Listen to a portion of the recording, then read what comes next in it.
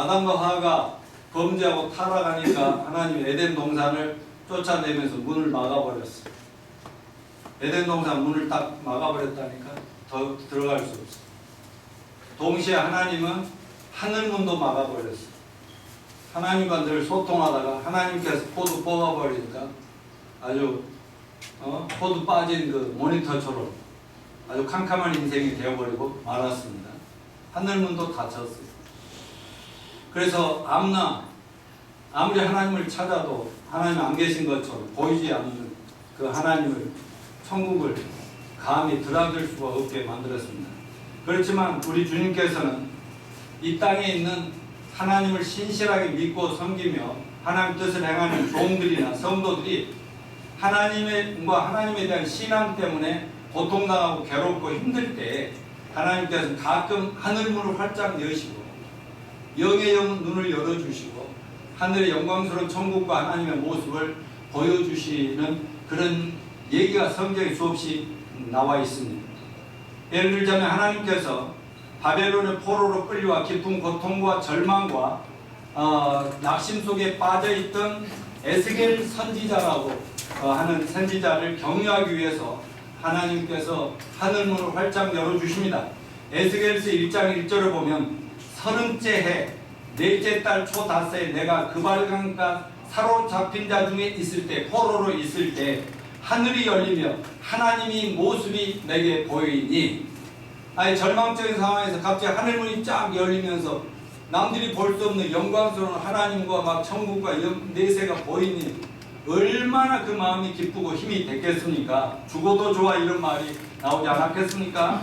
다니엘이라고 하는 구약의 엄청난 큰 예언서를 쓴 다니엘 선지자로 바벨론의 포로로 접해가서 정말 원하지는 않지만 그 나라 이방 왕을, 믿지 않는 왕을 섬기면서 거기서 일하고 있을 때 하나님께서 자주자주 그 다니엘의 영의 눈을 열어주시고 하늘문을 활짝 열으셔서 그 다니엘이 살던 시대부터 앞으로 인류 역사에 일어날 미래 사건들을 쫙 환상으로 보여줄 때 그 힘으로 거기에서 최고의 위치까지, 왕 바로 밑에 위치까지 올라가서 하나님의 이름을 높였던 것을 볼 수가 있습니다. 신약 성경에도 보면 초대교회 성도들 중에서 순교자의 한 사람이었던 스데반 집사라고 있죠.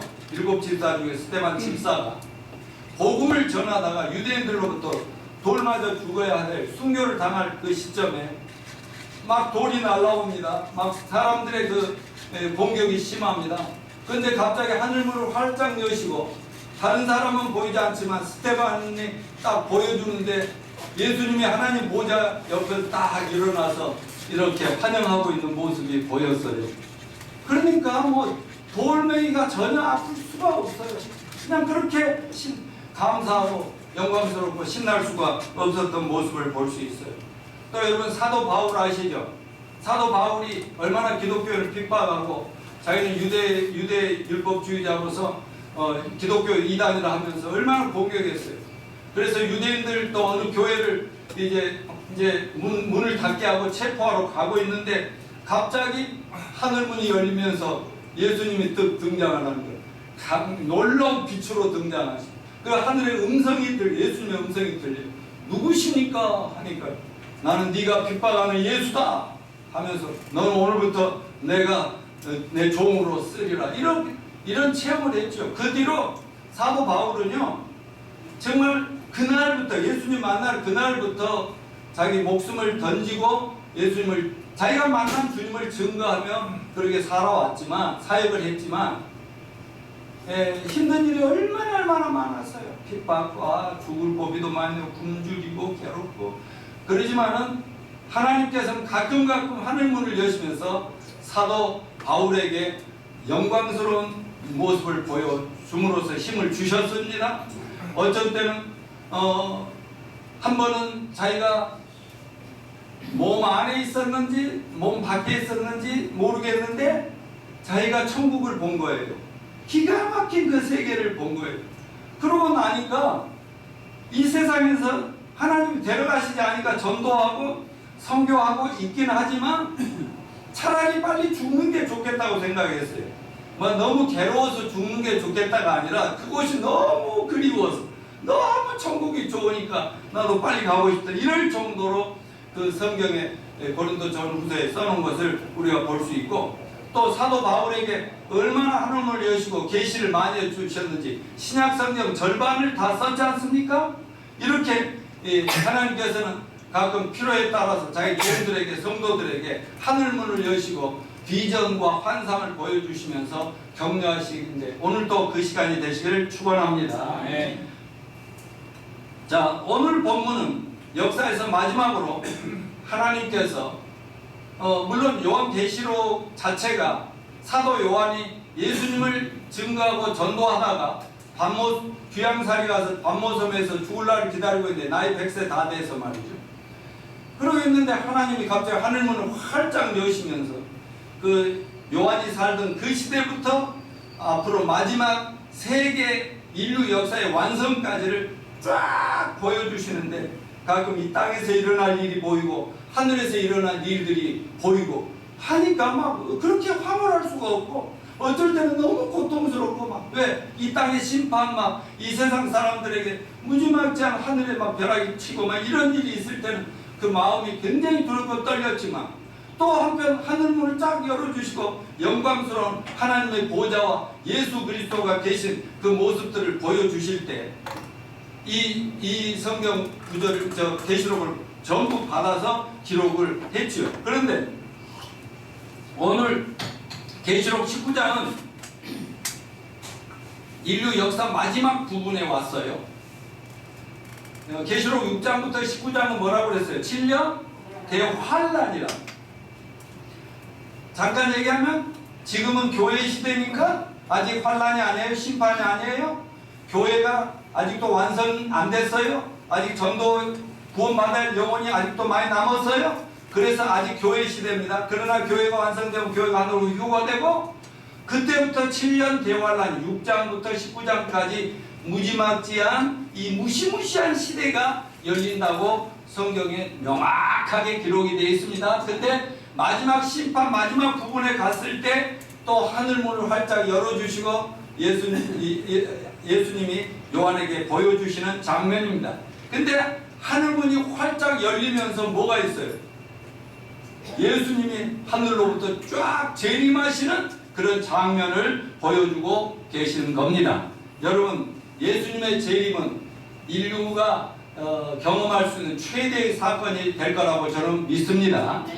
예를 들어서 지난 역사 속에 대단한 사건들이 많았죠. 1차 세계대전, 2차 세계대전, 이런 것도 대단한 사건이고 하나님의 때가 가까이 오는 것을 보여주는 하나의 징조라고 봅니다만, 1948년 5월 14일 날 이스라엘 나라가 2000년 전에, 1900년 전에 나라를 잃고 그 씨가 다 말라버렸을 것 같았는데 1948년 5월 14일 날 짠 하고 그 세상에 흩어있던 유대인들이 그냥 그 예루살렘으로, 팔레스타인 이스라엘로 몰려와서 국가를 딱 선언하고 독립을 선언하고 국가를 건국한 것을 선언하죠. 우리나라가 1945년도 8월 8.15 때 어제가 8.15인가? 아니 그저께. 8.15 아직 안 됐구나. 8.15 저기 국기가 세워져 있길래 이 앞에 있고요. 전전 어제. 오늘 어제부터 있었거든요. 네, 어제부터 있어서 오늘이 뭐지? 8.15인가? 난 그랬었는데. 그런데 아무튼 그런다 하고 그래 8.15 때 우리가 해방돼서 국가가 서로 그 시작이 됐더니 36년 만에. 근데 1900년 만에, 아마 우리는 100년만 일제치하에 있어서 우리나라가 다 없어져 버리고요. 독립도 못해요. 근데 그 친구들 얼마나 하나님 여호와에 대한 믿음이 좋은지 1948년에 나라를 딱 독립하고 지금 세계가 어떻게 할 수 없는 그런 민족 국가가 되어 있지 않습니까? 이제 그게 7년 환란 때 저 유대인들 한번 쓰십니다. 역사 속에 다시 한번 주인공으로 등장시키려고 준비시키고 계시는데요. 그런데 그보다, 그 어떤 사건보다 가장 역사적인 최대 사건이 있다면 예수님의 재림 사건이 될 것입니다. 빌리 그레엄이라고 하는 세계적인 침례교 부흥사께서 런던에 가서 집회를 할 때 기자들에게 이런 질문을 받았어요. 당신은 금세기 역사에서 어떤 사건이 가장 위대한 사건이 될 것이라고 생각하십니까? 그러니까 빌리 그레엄이 이렇게 대답을 했어요. 그리스도의 재림이야말로 최후의 뉴스, 최대 뉴스가 될 것입니다. 그리스도의 초림이 역사적인 사실이었듯이 믿음의 눈을 가지고 있는 사람들에게는 예수님의 재림을 믿는 것이 전혀 어려운 일이 아닌 것입니다 라고 말씀했습니다. 여러분, 예수님은 반드시 성경대로 재림하실 겁니다. 근데 우리는 예수님 재림의 시기와 방법에 대해서 관심이 많습니다. 아니, 언제 재림하지? 몇 월 며칠 날 오지? 이런 일에 너무 관심이 많지만 오늘 본문에서는 몇 년 몇 월 며칠 몇 시 온다는 말씀은 안 하고 재림하시는 그분의 모습이 어떤 모습인가, 우리가 앞으로 만날 그분은 어떤 모습으로 오시는가, 왜 오시는가, 이런 얘기를 지금 우리에게 나타내 주고 계시는 겁니다. 그래서 저는 오늘 예수님의 지상 재림이라는 제목으로 예수님이 이 세상에 오신다고 성경의 구약 성경, 신약 성경에 약속이 되는데 두 번 오시게 되어 있어요. 초림과 재림. 그런가 하면 예수님 재림도 공중 재림과 지상 재림이라고 하는 두 모습이 이 성경에 기록된, 이런 걸 구별을 아주 잘해야 됩니다. 이런 것들을 저는 차례대로 여러분과 말씀을 나누도록 하겠습니다. 자, 성경에 예언된 예수님의 두 번의 강림, 첫째 초림과 재림의 예언입니다. 자, 이 세상의 구세주 메시아 예수 그리스도는 두 번 강림하시겠다고 구약 신약에 예언되어 있는데 초림은 예언이 이루어졌나요? 안 이루어졌나요? 2000년 전에 마리아 몸을 통해서 태어난 예수님, 그게 초림이에요. 구약에 쫙 예언되어 있던 것이에요. 물론 구약에 초림만 예언되어 있는 재림도 예언되어 있어요. 근데 그 중에 초림이 이루어졌어요. 그걸 세상 많은 사람들은 성탄절이라고 하면서 다 기념하고 있잖아요. 갈라디아서 4장 4절을 보면 예수님 초림은 구약 성경의 많은 선지자를 통해서 하나님께서 예언해서 그분이 오실 때를 대비하라고 성경에 미리 기록해 준 그대로 그 예언한 예언이 때가 됐을 때, 그 때라는 것은 하나님이 작정하신 그 때가 됐을 때 예수님 재림했다고 갈라디아 4장 4절에 말씀한 읽어봅시다. 시작. 때가 차면 하나님이 그 아들을 보내사 여자에게 나게 하시고, 여기 때가 차면 그 말은 몸에 때가 많이 껴서 그 말이 아니고 예수님 하나님이 작정하신 때, 마지막 때가 되면 하나님의 아들이 세상에 오시고 그때부터 교회 시대를 시작하시고 인류를 타락한 인류, 멸망할 인류를 구원하는 본격적인 작업이, 마지막 추수 작업이 예수님 초림 때부터 시작되는 겁니다. 이렇게 해서 예수님 초림을 했고, 그런데 성경에 보면은 예수님 다시 오신다는 재림은 초림보다 더 많이 예언되어 있는데 예수 재림에 두 가지 재림이 있다 이 말이에요. 공중 재림과 지상 재림이다. 자, 예수님 공중 재림 예언이 있어요. 그리스도의 신부들인 교회, 성도들을 데리러 신랑이 온다고 제가 지난번에 말씀드렸잖아요. 데리러 오세요. 신랑은 지금 어디 계세요? 천국에 하나님 계세요. 우리는 이제 신부들입니다. 때가 되면은 신랑이 오시는데 이 땅에까지 바로 오시는 것이 아니라 공중에 오면서 신랑 신부들을 다 불러 올리는 것이에요. 그게 성경에 기록이 되어 있어요. 공중까지만 오셔서 우리를 공중으로 불러 올려서 중간에서 만나가지고 우리를 데리고 시댁으로 간단 말이죠. 우리의 고향집으로 가는 겁니다. 자, 그게 그냥 막 어떤 신학자들이 만드는 얘기가 아니라 성경에 있는 얘기입니다. 고린도전서 15장 51절로 52절을 같이 읽어봅시다. 시작. 보라, 내가 너에게 비밀을 말하니 우리가 다 잠잘 것이 아니고 마지막 나팔에 순식간에 보르니 다 변하리. 나팔 소리가 나면 죽은 자들이 썩지 아니할 것으로 다시 살아나고 우리도 변화되리라. 아멘. 계시록 6장부터 19장 사이에 보면 일곱 인심판, 일곱 나팔심판, 일곱 대접심판, 하늘에서 천사들이 나팔 불 때마다 이 세상에 엄청난 막 심판, 재앙과 저주가 쏟아지는데 어떤 나팔 소리가 있어요. 마지막 나팔은 예수님이 이제 행차하신다, 얘들아 준비하라 하는 하늘에서 천사가 나팔 소리를 불면은 그때 뭐라고 그랬어요? 마지막 나팔 순식간에 호련히 다 변화하리라. 자, 순식간이라는 거 뭐예요? 여러분 다 저처럼 눈 한 번 깜빡여요. 근데 내가 없어. 한번 깜빡해보세요. 시작. 근데 그래도 보이죠, 여러분. 근데 그보다 더 빠르니까 빨리 어떻게 보여줘야 돼? 깜빡하는 사이 내가 없어. 근데 깜빡하는데 여러분도 없어. 호련히 순식간 시간을 잴 수 없는 찰나 순간에 다 변화한다는 것은 예수님 부활의 몸처럼 우리 연약한 육체, 병든 육체가, 온전치 못한 육체가 완전한 몸으로 변화하리라. 여러분 고린도전서 15장 1절부터 끝까지가 다 부활 얘기예요. 부활. 아멘요. 예수님 십자가에 죽으셨고 살만한 장사에 살만한 무덤에 부활함을 믿으시죠? 그 몸이 부활해서 40일간 계신 하늘로 올라가셨습니다. 그 뒤로 돌아가셨단 말이 없어요. 부고가 없어요. 계속 영원히 사는 그 몸으로 지금 살아계신 예수님 몸처럼 저와 여러분도 순식간에 변화되리라.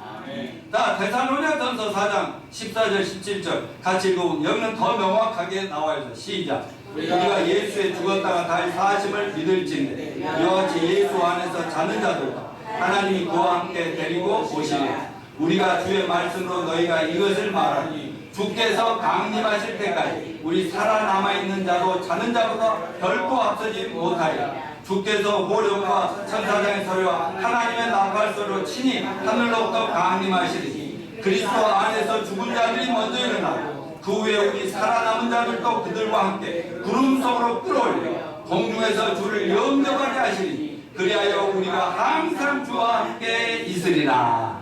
아멘. 여러분 예수님이 십자가에서 우리 죄를 위해 죽으시고 장사에 살면 부활한 걸 믿으십니까? 이걸 정말 믿을진데 이와 같이 예수님께서 어느 날인가 하늘에서 우리 모두를 데리고 오시리라. 그 전에 어떤 역사가 있느냐? 주의 강림하실 때까지 우리 살아남은 자도 자는 자보다 결단코 앞서지 못한다. 이 말씀은요, 지금 우리가 살아서 예수를 믿고 있잖아요. 근데 예수 믿다 무덤에서 지금 죽은 자들이 많이 있죠. 우리 어머니 아버지부터 이제 우리 누나도 돌아가셔서 천국에 계시고요. 죽은 사람들이 너무너무 많아요. 믿음 좋은 사도 바울이고 다들 지금 무덤 속에 있잖아요. 티끌도 없어요. 티끌도 찾을 수가 없어요. 그런데 예수님 재림한다고 소리가 들리면 전 세계적으로 지금 살아서 예수 믿고 있는 저와 여러분 성도들과 무덤 속에 있는 시체도 찾을 수 없는 그 바닷속에서 세월호 참사로 죽은 그 믿음 있는 청소년들까지 순식간에 다, 그렇다고 우리가 살아있기 때문에 무덤보다 더 빠르게 올라갈 수가 없고 똑같이 불러 올려간다고 말씀했는데 믿으십니까? 그러니까 성경에 있는 그대로만 믿으시면 됩니다. 그러면서 뭐라고 그랬어요?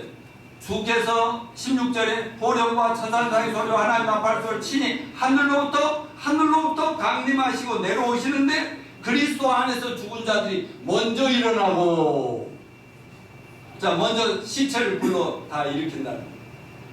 고기밥이 됐던 시체도 못 찾았건 무덤에서 뒷걸이 됐건 화장해서 그냥 다 뿌려버렸건 뭐 없는데 어딘가에 이 육체 물체가 남아있다는 거죠.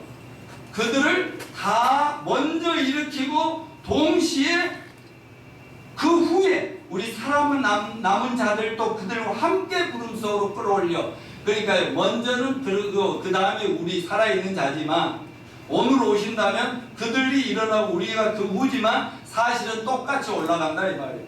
여기 엄청나게 올라가죠. 여기 전 세계적으로 이 그림이야.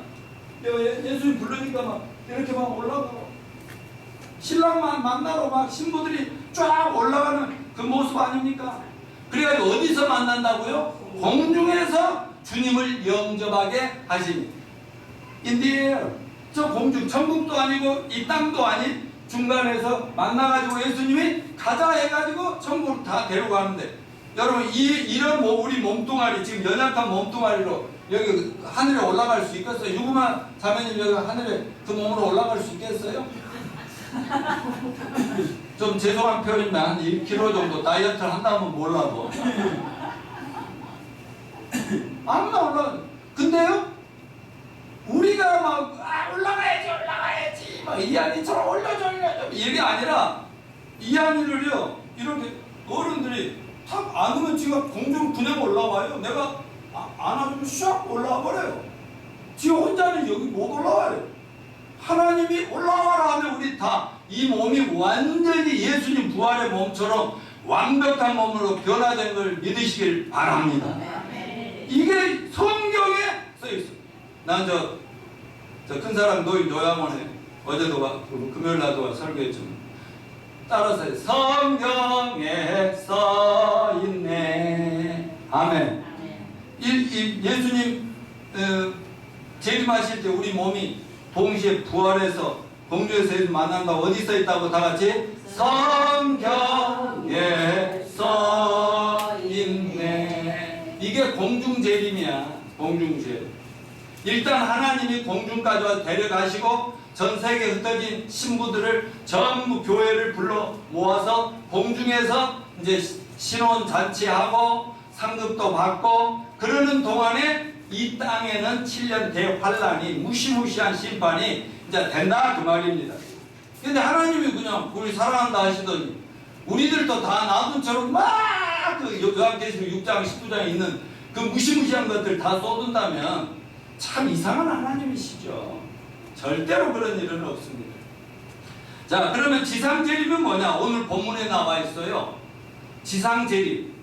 그럼 언제 하나님 예수님이 천국에 이 땅에까지 오시느냐? 이걸 지상재림이라는데 7년 대환란이 끝난 무렵 하늘로부터 두 번째 강림을 하십니다. 이걸 지상재림이라고 하는데, 다시 한번 말씀드리면 공중재림은 7년 대환란 전에 먼저 우리가 피난을 간 겁니다. 천국으로 피난 가고. 그 다음에 지상재림은 7년 대환란이 인류가 멸망을 당하기 직전에 예수님이 우리와 함께 이 지구로 다시 재림하게 된다는 이 두 가지 사실을 마음속에 정리해 두시길 바랍니다. 그렇다면 다시 오실 우리 예수님은 어떤 모습인가? 오늘 본문 11절. 첫째는 승리자다. 같이 읽어요. 시작. 내가 하늘이 열린 것을 보니 이가 백마와 5살 산자가 있으니. 자, 백말 탄 분이 있어요. 맨 앞에 백말 타고 한번 내가 그림도 아까 백말 타고 말 타고 있는데 옆에는 누가 있죠? 천군 천사와 그리고 저와 여러분 하늘로 올라갔던 신부인 우리는 거의 신입니다. 신. 예수님과 거의 똑같은 신이 됐어요. 죽을 수도 없고요.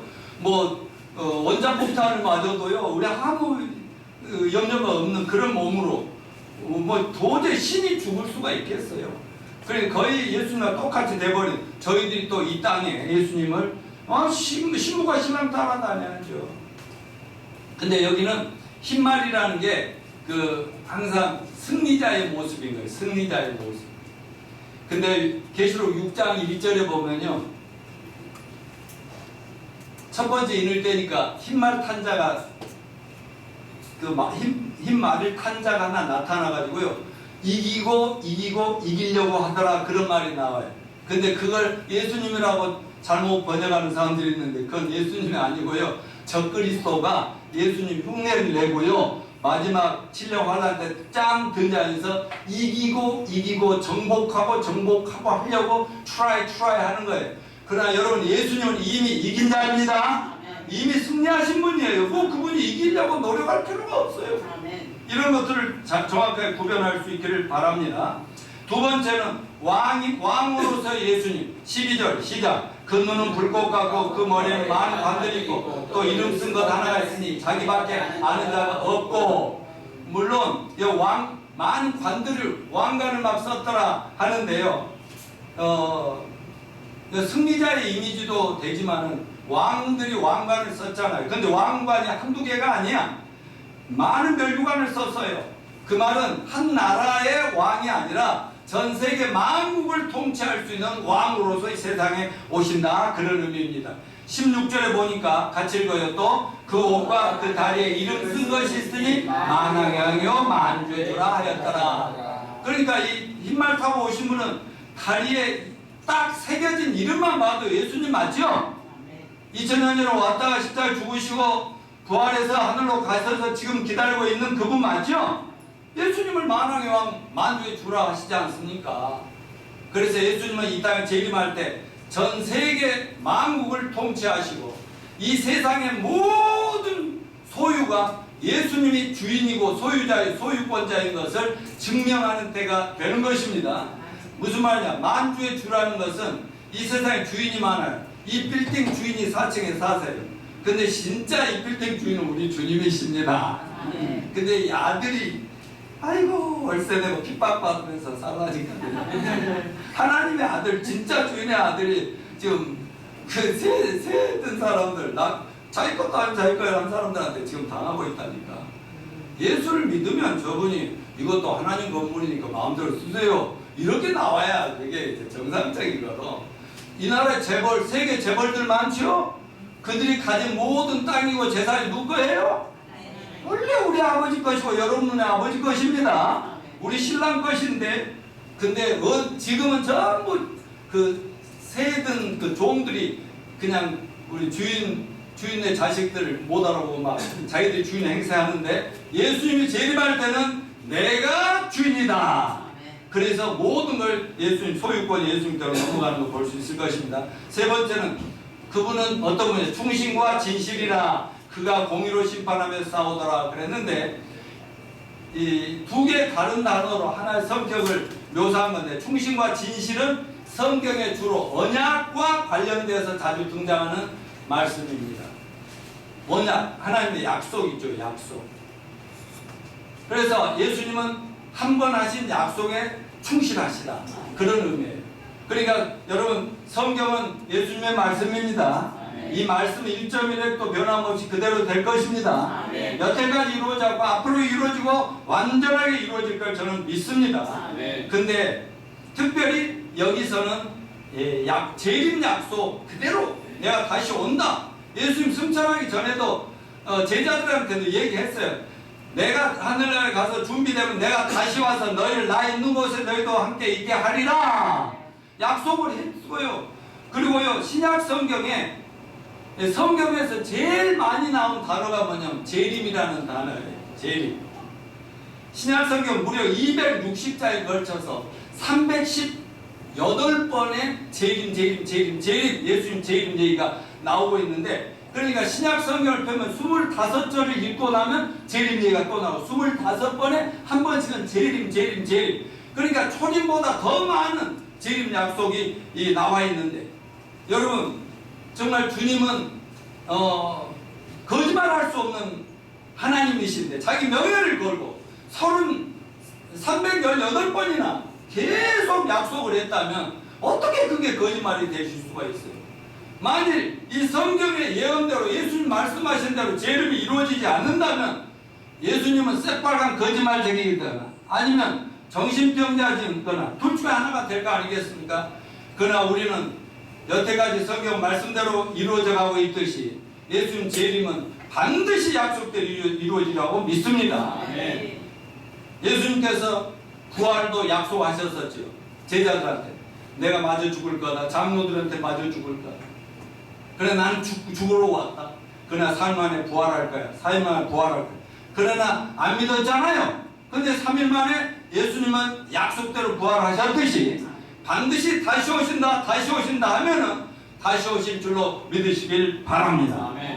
네 번째는 공의로우신 주님이시다. 충신과 진실이라 그가 공의로 심판하며 싸우더라. 주님은 의로우시기 때문에 불의와 제약을 절대로 용납할 수 없는 거예요. 그래서 심판하시는데, 재림 사건은 불의한 세상, 하나님을 떠난 시자, 죄 많은 세상, 이 무지무지하게 정말 그 냄새나는 타락한 세상을 하나님 심판하러 오는 사건이 재림이라고 기억하시길 바라고요. 다섯 번째는 정복자입니다. 13절 시작. 또 그가 피 뿌리는 옷을 입었는데 그 이름은 하나님 말씀이라 칭하더라. 여기서 예수님이 이렇게 백마를 타고 하늘로부터 쫙 내려오시는데 옷을 보니까 뭐가 있어요? 요한이 보니까 피가 확 묻었더라고요. 여러분, 피 하면 뭐가 생각나요? 우리는 무조건 십자가 보혈만 생각하는데 여기 해석에 대해서 신학자들 간에 이 핏불이 이 피가 무슨 피가 여러 가지가 있지만 예를 들어 예수님의 보혈일 수가 있어요. 자, 예수님 지금 부활한 몸으로 천국에 살아 계신 거 아시죠? 근데 그 몸에 그 상처가 남아있는 거 기억하세요? 옆구리에 창자국하고요, 양손에 대목 박히고 양발에 대목 박힌 거 상처 자국 있는 거 아십니까? 그걸 알아야 돼요. 그래야 천국 가서 아무나 붙잡고 여보 주님 하면 안 되죠. 최소한 너 손바닥 내보러 하고 발바닥 내봐서 뭐 상처 자국 있어요. 천국에서는 여러분의 그 상처 아무것도 없습니다. 여러분 뭐 나름대로 여기 상처 있고 나도 여기 상처 자국이 있는데요, 수술 자국이 있는데요. 우리는 깨끗해져 버렸는데 예수님은 왜 그거 남겨줬냐? 2000년 전에 이 세상 와 십자가에서 너희들을 위해서 죽고 너희들을 그 핏값으로 샀다는 것을 보여주려고 하나님 그거 남겨놓으셨어요. 그러니까 하늘로부터 내려오실 때도 피 뿌림을 보면서 아, 저 우리를 위해서 피 흘리심 아닌가 생각할 수 있지요. 그렇지만은 또 한편으로는 이런 얘기예요. 승리자의 모습인 겁니다. 정복자의 모습. 옛날에 막 장군들이, 로마 장군들이 전쟁에 막 나오고 팍 싸우다가 피투성이 돼가 그것 가지고 말을 타고 막 개선 장군으로 돌아올 때 그 모습 그대로 오잖아요. 영화를 봐도 그런 게 있지 않습니까? 그런 모습으로 그 15절에 그 진노의 포도주 틀을 발대고 그랬잖아요. 자, 예수님 재림하시면요, 이제 다음 주에 이제 마지막 19장에서 20장 초반부까지 총 정리를 해드릴 건데요. 이 세상에 막 군대들이 많이 있잖아요. 마지막 전쟁을 하느라고 아마겟돈에 모여서, 그리고 하늘로 예수님 재림하니까 막 싸우려고 대포를 쏘고 막 핵무기를 막 하늘로 쏘고 난리가 나는데, 근데 예수님 그런 거 끄떡하지 않지요. 내가 자주 얘기했어요. 부활한 몸은 대포도 마저도 소용없고 뭐 아무리 벽이 있어도 이런 데 툭툭 뚫고 그냥 날아가 버리고 이런 예수님 몸이죠. 근데 예수님이 내려올 때 포도주 틀을 밟는 것 같다는 거예요. 포도 알을 따가지고 이 큰 이 다라이라고 그러나 뭐라고 그러나 그러다 집어넣어가지고 거기에서 일꾼들이 여기 장화 신고 가서 팍팍팍 하면 어떻게 되겠어요? 예? 툭툭툭 터지면서 막 포도 그 즙이 막 쏟아질 거 아니야. 그러니까 예수님이 이 땅에 내려올 때 막 포도주 틀을 밟는 것 같이 사람들을 작살을 내는 거예요. 쉽게 말하면. 이럴 때 정복자의 이미지, 승리자의 이미지로 생각할 수가 있습니다. 여섯 번째는 하나님의 말씀이라 하더라. 또 그가 피 뿌리는 옷을 입었는데 다 같이 그 이름은 하나님 말씀이라 칭하더라. 예수님 몸에 하나님 말씀이라고 예수님의 이름이 써있다. 여러분, 다시 오실 주님은 하나님 말씀입니다. 요한복음 1장 1절에 태초에 말씀이 계시니 이 말씀이 하나님과 함께 계셨고 이 말씀이 곧 하나님이시니라. 그러니까 말씀이 하나님이시라고 얘기했어요. 근데 우리가 말의 기능 중에 제일 중요한 게 뭐예요? 자기를 드러내는 것이죠. 자기 생각과 생각이나 마음에 있는 것들을 표현하는 거 아니겠습니까? 제가 지금 어떤 말을 하면서 내가 어떤 사람이고 내가 지금 내 속에 있는 생각들을 표현하는 거 아닙니까? 마찬가지로 예수님은 하나님 말씀이라는 거예요. 그 말은 예수님을 통해서 하나님을 표현하는 것이다. 그래서 예수님을 만나야 하나님을 제대로 만나고 본 거예요. 아멘이죠?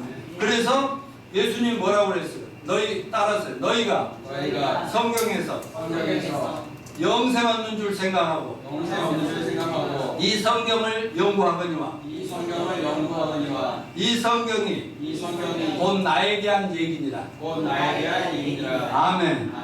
그러니까 이 성경 속에서 누구를 만나야 돼요? 예수님을 만나야 돼요. 예수님을 만나면 하나님을 알 수가 있어요.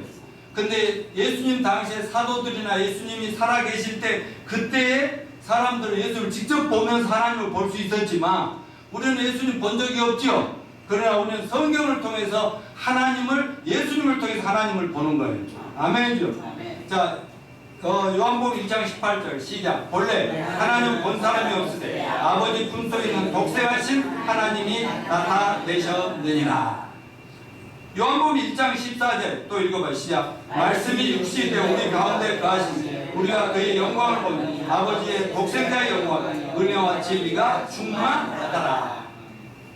2000년 전에 사람을 오셨는데 예수님이 바로 하나님이시라고. 예수님을 보면 하나님인데 왜 사람들은 자꾸 안 믿느냐, 이런 얘기입니다.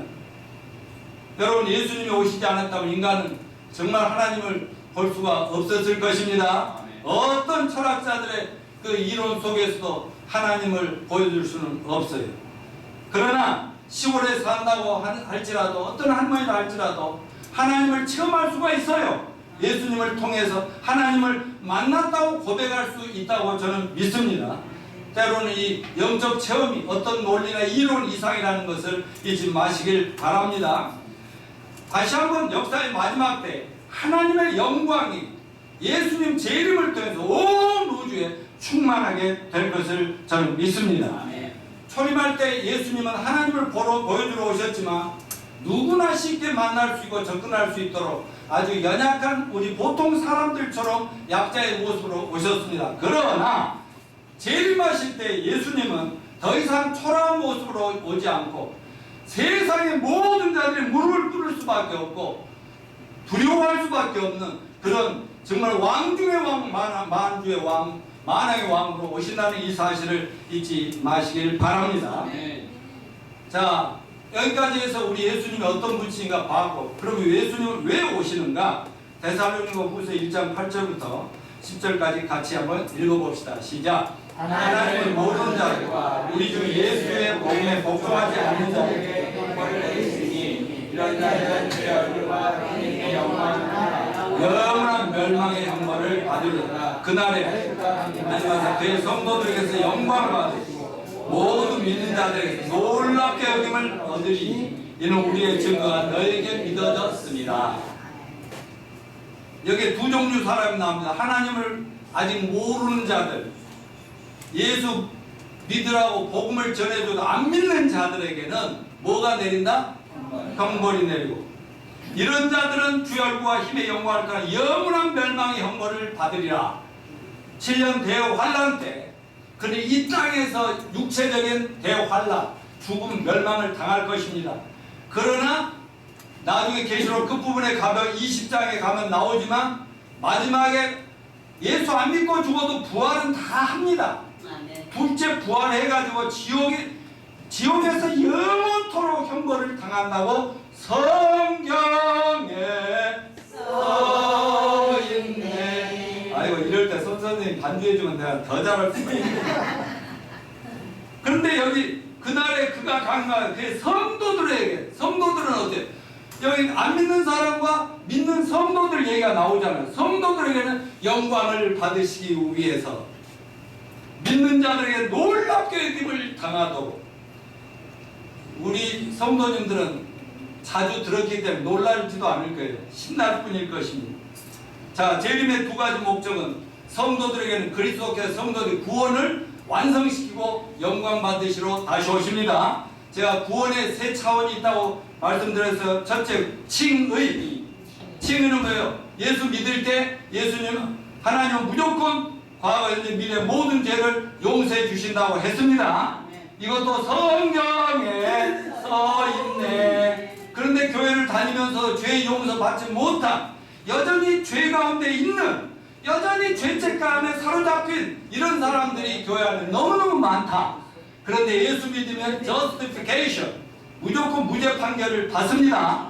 두 번째는 구원받았지만 어디서 뭔 소리가 나네? 자, 보세요. 구원받았지만 우리가 죄 가운데 살고 있으니까 점점 그렇지만 신앙생활 하면서 예수님을 닮아갑니다. 이걸 성화라고 합니다. 그런데 예수님 재림할 때 우리 모든 믿는 자들 어떻게 변화된다고요? 예수님의 부활의 몸으로 변화됩니다. 이걸 영어로 글로리피케이션 따로 글로리피케이션. 이걸 영화롭게 된다. 영광스러운 예수님처럼 우리도 영화롭게 된다 그 말인데요. 이게 구원의 완성입니다. 아멘. 창조의 완성이고 구원의 완성입니다. 우리는 엄마 뱃속에서 나올 때 불완전한 육체를 가지고 죄 가운데 태어났어요. 그러나 예수 믿고 죄사함 받고 구원받았어요. 지금은 예수님 닮아가고 있어요. 그러나 예수님 재림하면은 이 육체가 예수님 몸처럼 영원히 죽지 않고 살 완전한 몸으로 변화됩니다. 완전하게 됩니다. 그러니까 몸도 완성되고 구원도 완성되고 더 이상 죄하고 상관이 없고 죄를 아무리 갖다 놔도 우리 남자도 있지만 여기에 천하의 예쁜 세계 미녀들 다 데려다 놔도 하나도 뭐라나 깜짝 안 하는 이것들 뭐지? 이럴 때가 오고 여자들도 마찬가지고 그럴 때가 온다는 사실을 분명히 약속하고 있습니다. 성건이 형제님 조금만 참아. 우리 사모도 조금만 참아. 여러분 다 성장하지 못한 몸이 있는 거 다 알아. 여기 의사 선생님 진단해 보면 전부 어디 병이 나와. 의사도 아플 수 있어. 그래도 예수님 재림하면 그때는 아플 필요가 없고 슬픔이 없고 병들지도 않고 눈물도 없고 죄도 질 필요 없고 사망도 없고 이별도 없고 성경에 있는 그 모든 것이 완성되는 순간입니다. 아멘이죠. 자, 두 번째 불신자에게는 아까 말한 대로 하나님을 모르는 자들 이 구절을 꼭 기억해 놓고 사람들에게 전도회도 잘 안 받아들이면 이 말 한번 딱 읽어라도 보라고 하세요. 하나님을 모르는 자들과 우리 주 예수의 복음을 복종하지 않는 자들 형벌을 내리시니 이런 자들은 주의 얼굴과 그의 힘의 영광을 떠나서 영원한 멸망의 형벌을 받으리라. 이 말씀 보여주기만 해도 성령께서 그 사람을 뒤집어 놓을 것입니다. 자, 구원과 심판은 각자의 선택의 결과입니다. 뭐예요? 여러분 하나님은 따라서 하나님은 아무도 멸망치 않고 다 회개하게 이르기를 원하시는 하나님은 모든 사람이 구원을 받으며 진리를 안에 이르기를 원하시느니라. 이게 하나님은 아무도 심판하고 싶지 않으십니다. 그런데 구원이냐 영생이냐 부활이냐 영광이냐 영원한 형벌이냐는 자기가 이 예수의 복음을 듣고 믿느냐 거절하고 안 믿느냐 둘 중에 하나로 영원한 지옥과 영원한 천국이 결정될 것입니다. 여러분 예수님을 믿으십니까? 그렇다면 여러분이 영생을 얻으시고 심판은 더 이상 없습니다. 그러나 예수님을 아직도 안 믿고 있습니까? 그렇다면 여러분 앞에는 영원한 형벌이 기다리고 있습니다. 저는 우리 교회 우리 성도들 만난 사람 치고는 한 명도 교회 다니다가 지옥 가는 사람이 없기를 축원합니다. 우리를 통해서 수많은 사람들이 천국으로 인도될 수 있도록 우리 모두의 성령 충만을 주시도록 기도합시다. 다 같이 일어나시죠.